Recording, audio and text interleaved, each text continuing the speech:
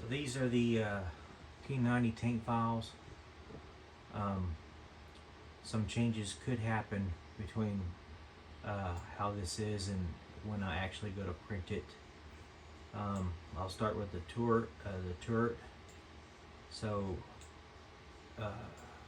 it will have to be done in several pieces to fit, and I'm kind of concerned about some of this detail and how well that will turn out. Anyhow, so the reason that this piece is through the table, which shows it as invisible here, is because in order to print it, to make it fit my printer, this piece will be through the table like this, and I'll rotate it 180 and print two halves, and then let you assemble and glue it together. The gun barrel over here, I think you'd be better off, honestly, after you match this up, after you match the two together, to get you like a piece of tubing, possibly some plastic tubing, or brass tubing, or even wooden dowel rods, and custom build your own. And then like maybe I'll print the end of the gun barrel. Gun barrel is questionable. It's a small detail. Printers don't like really long and round items to print. Okay, so back on the turret now. So I'm not sure which is the commander hatch, but what I got here is this here is the hatch piece, and if you look, it's got a hole here where you can use a wooden dowel rod or something, or a steel pin of some sort, maybe a nail ground down nail head or whatever, to fit, and that will go here.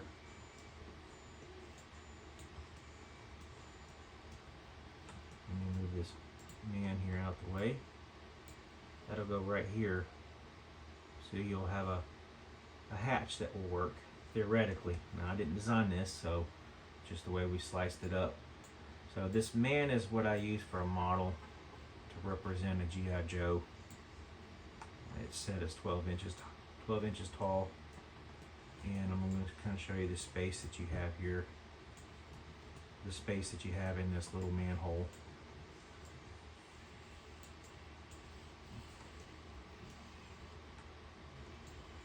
As you can see, now he's standing on the grid is the simulated machine table, so it's standing on the table, as you can see here,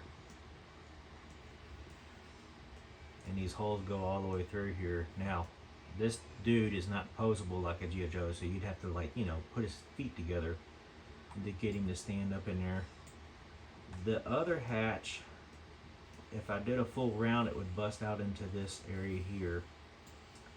And so what we did is I did it like this. Now let me move him over here.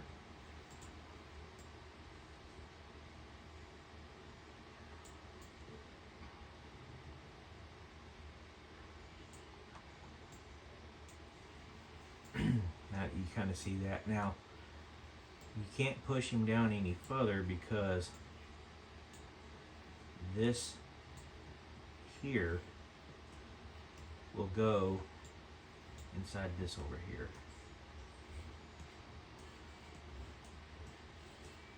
Inside here. So he will stand and be touching the top of that when inside the turret. Now this particular piece here is off of the tank, and you can position it how you want. Glue it down, or maybe use a temporary tacking agent. I may, after I print this, I may decide to print a smaller, so I'm going to show you this. So, and my idea here is I may be able to print like a smaller type of washer that you can glue here, up under here, and then that would be better at fitting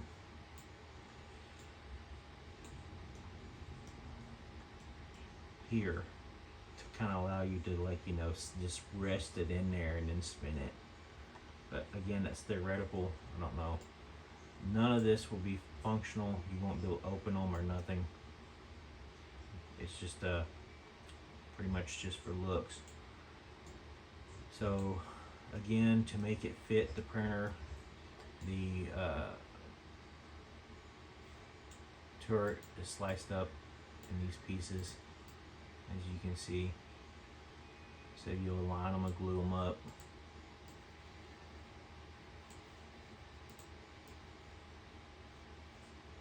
And then this piece up here in the front will be also 2 pieces. I just wasn't able to slice it, so it will just be a P piece, and then I'll print this side, and it will be 2 pieces.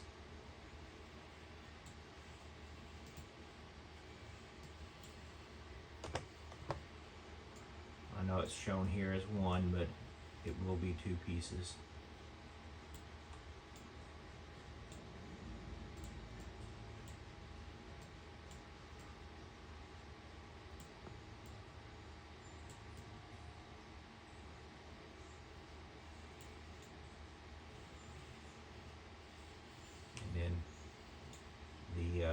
The bottom here will go into this over here.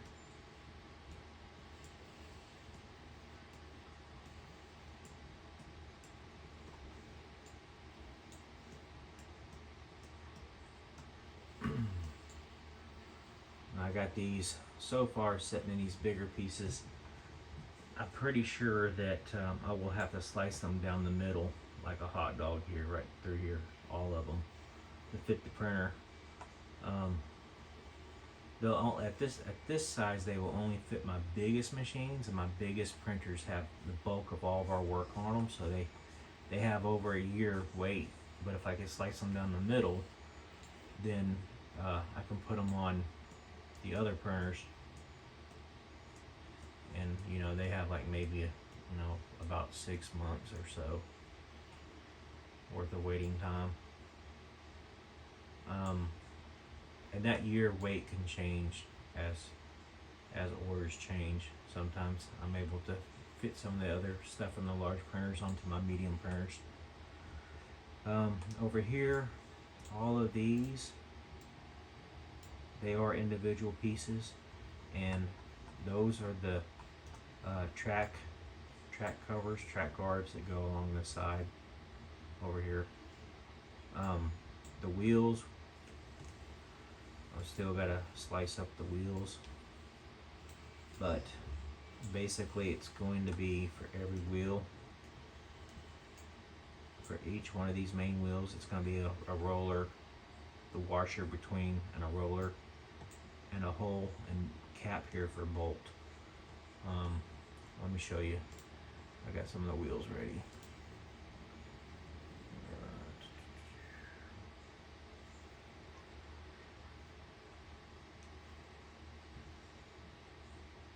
Roller wheel. Load these so you can see these parts.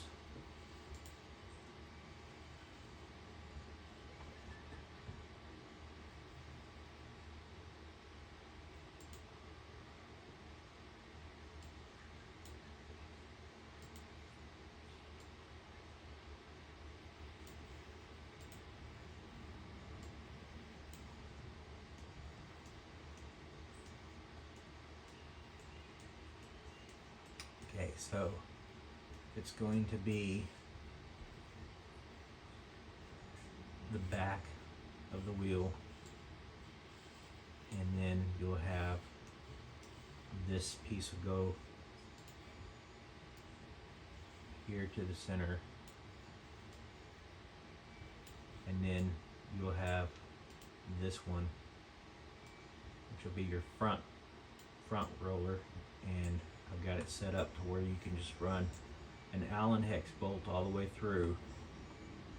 And what those are going to connect to is you have the suspension swing arm here that will get glued to these here. You can see this shape. You can see this shape right here.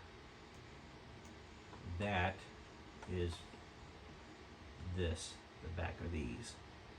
Okay, so this is a swing arm that's not been reworked. I'm going to show you what I mean by that. The swing arms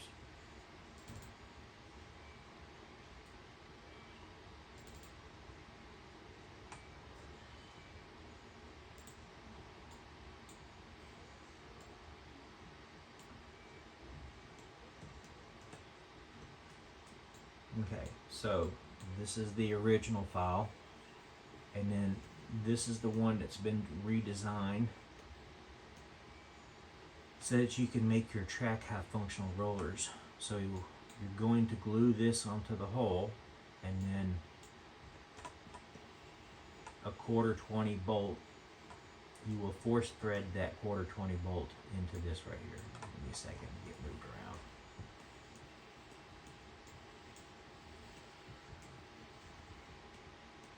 So right here, this hole here is what you are going to force thread the 1/4-20 thread into, and then that's going to go over here.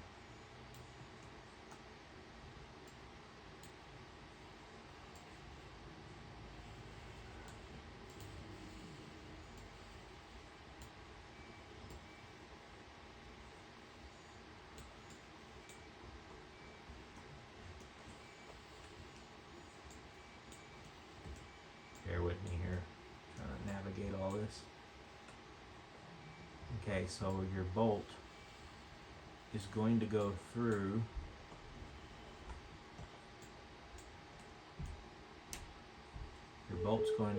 all these, okay, and into that.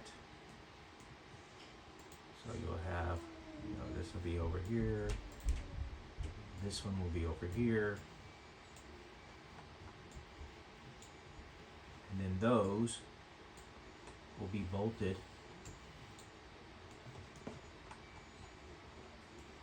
onto each one of these right here. That's how you're going to do your track rollers after you glue all these together.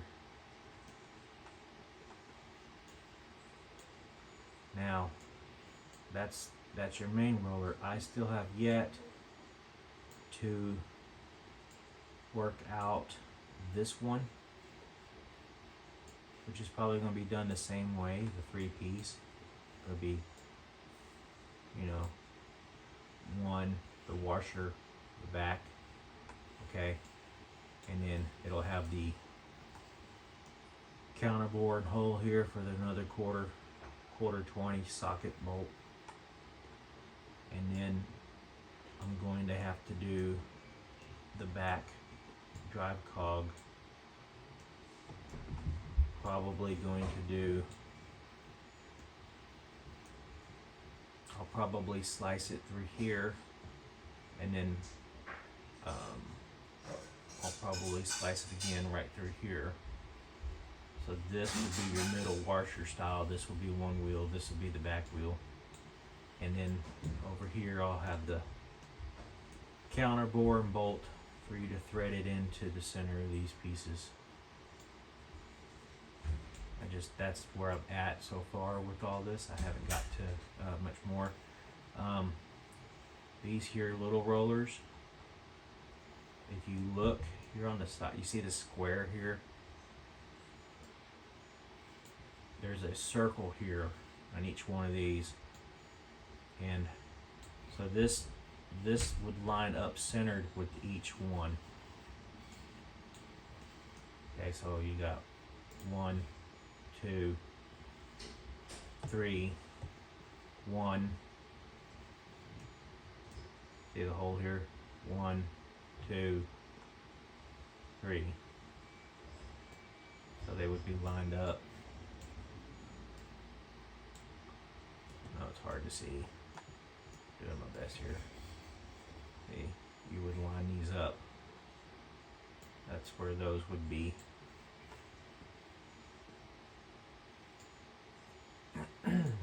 Now, they won't roll. So I went back and kind of redesigned them so that they would roll. And let me see if I got that here so I could show you. Bogey mount.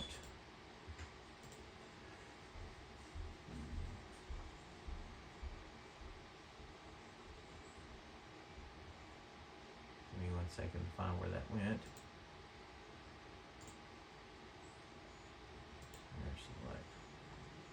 Select. Wow. I don't know why that's so dang big.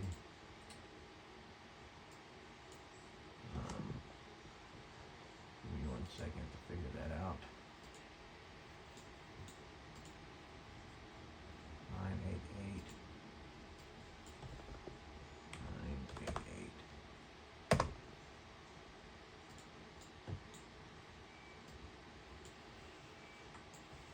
Yeah, I don't know why this is so big. Somehow the scaling got messed up when I went to redesign it.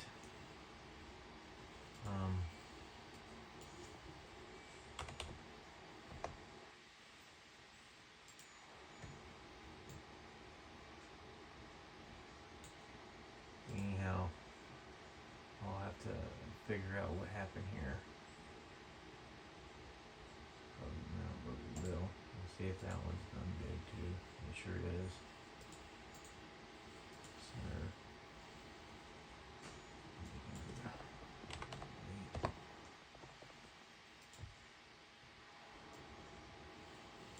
Maybe I can at least give you an idea. I can work out the scaling before I print it, but anyhow, so I was just trying to show you that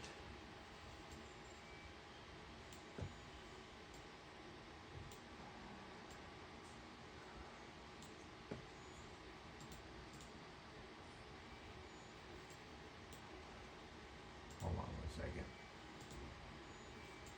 Let me start running.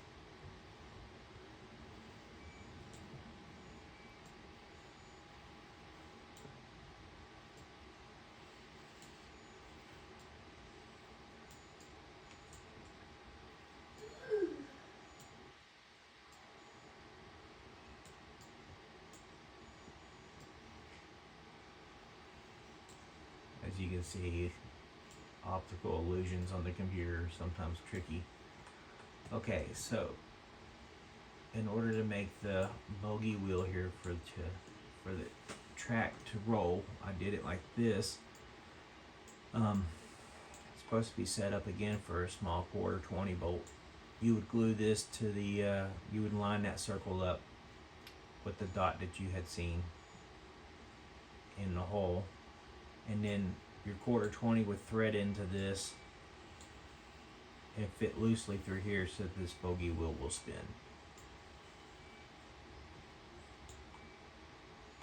And that is these right here. I'm pretty sure that I've got the at least I got the scale more correct here.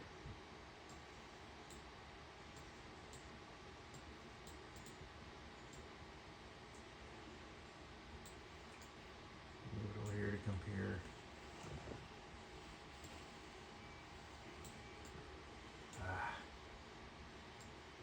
This thing.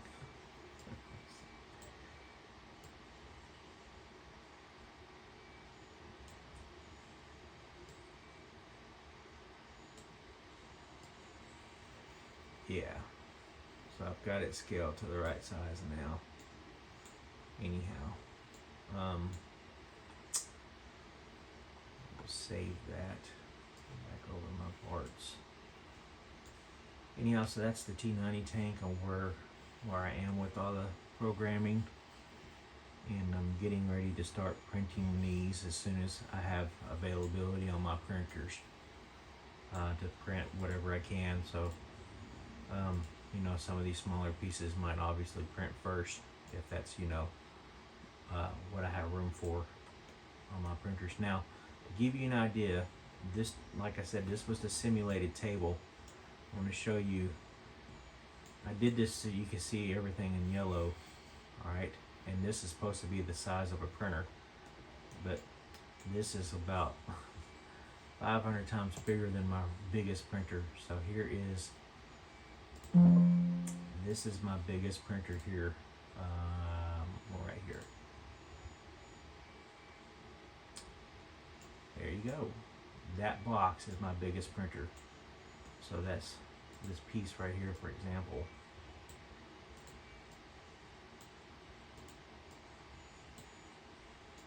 Is taking up that much of my bed from edge to edge.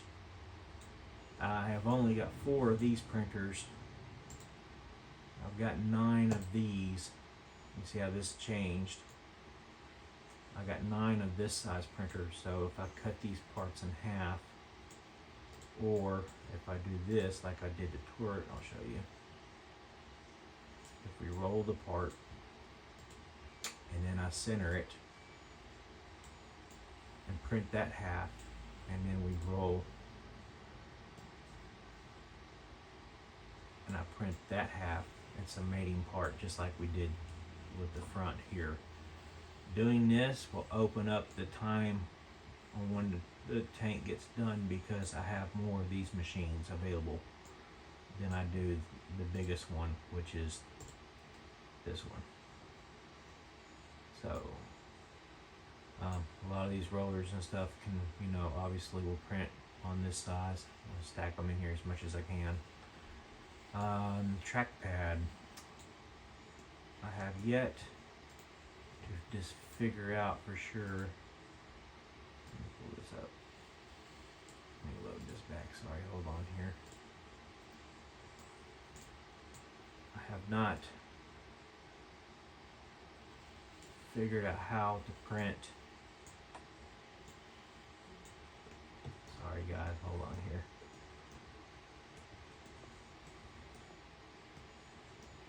I haven't figured out just yet how I'm going to print this trackpad. So it's a tricky shape for one. I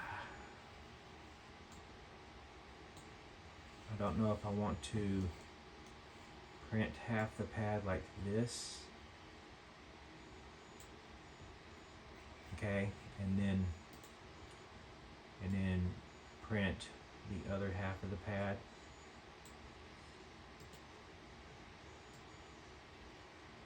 Like so, and then they would get glued together, and you would, you know, put a pin through here or a wooden dowel rod. No matter what, I'm going to recommend that you pre-drill these out some with a drill bit, even if we print them in 2 halves and you glue them together. Or especially if you do that, because you know you're going to get glue up in these holes. And I'm talking just super glue. It doesn't take much. You know, a couple drops of super glue can do it. I might look at trying to print it this way.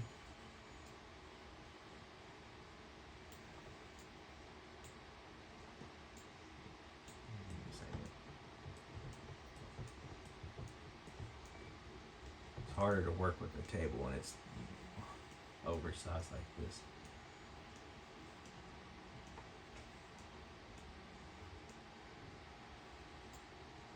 Yeah, I may do 2 halves, you know, like this, and then roll it, and then you put your pin through, and that would kind of hold the 2 halves together. Really and truly, however this is done, I'm just going to do it the best way possible to print it.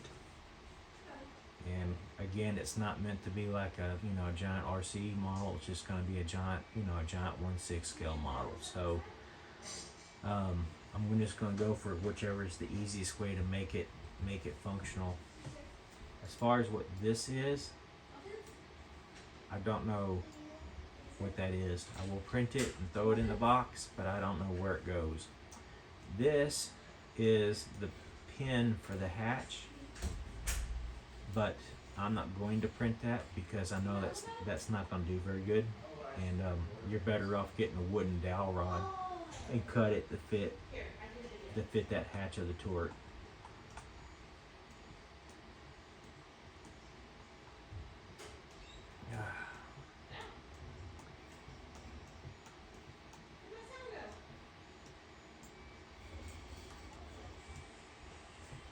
Anyways, I hope that works for you. Email me or let me know what you think of the T-90.